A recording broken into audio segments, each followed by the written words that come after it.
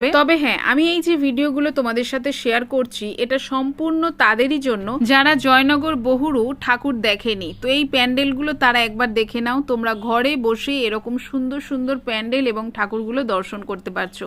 এটাই আমার কাছে কিন্তু অনেক বড় পাওয়া। হ্যাঁ, বছরের এই 5টা দিন কিন্তু আমরা প্রচুর আনন্দ করি এবং সারা রাত জেগে আমরা ঠাকুর দেখি। তবে সারা রাত জেগে ঠাকুর দেখলে আমাদের কিন্তু অনেক কষ্ট হয়, তারপরেও সেই কষ্ট কিন্তু আমাদের মালুম হয় না। কেন বলো তো? মাকে দর্শন করবার জন্য আমরা সবকিছু করতে পারি। তো এখন আমরা যাচ্ছি আবারও বহুরুতে, তোমাদের আরো কিছু ঠাকুর দেখাবো। আর এই হচ্ছে আমাদের শঙ্খদার মেয়ে। তো নবমীতে শঙ্খদাদের সাথেই বেরিয়েছিলাম, কুহেলি, শঙ্খদা এবং আমরা। তো ফার্স্ট টাইম ভাবলাম যে এখানে কিছু আর কি ফটো তুলে নিই।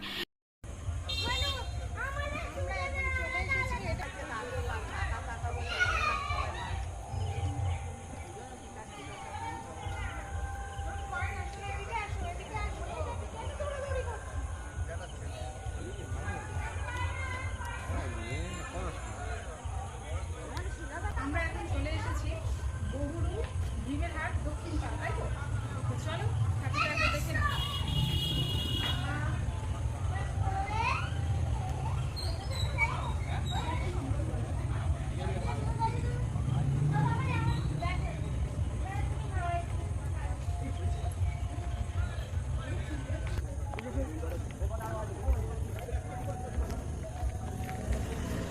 এই যে এই গাড়িটাই করে আমরা সবাই এসেছি।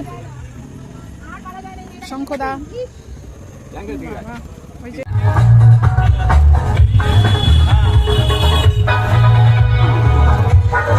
তো এখন আমরা চলে এসেছি বহুরু মাঝের পাড়াতে। তো চলো এখানকার ঠাকুরটা তোমাদেরকে একবার দেখিয়ে দিই। ও মাই গড, অসাধারণ! এই যে দেখো,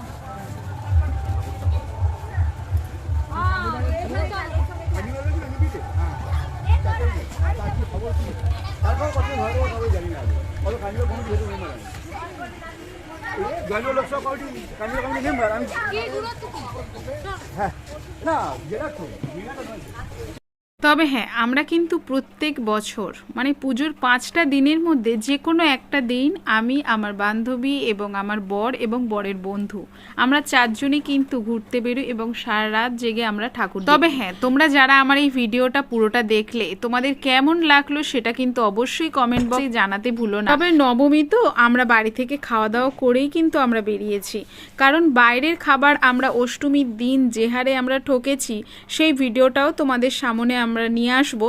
সেই জন্য আমরা আর সে রিস্ক নিলাম না, বাড়ি থেকে খাওয়া দাওয়া করেই একেবারে বেরিয়েছি এবং আমরা বেরিয়েছি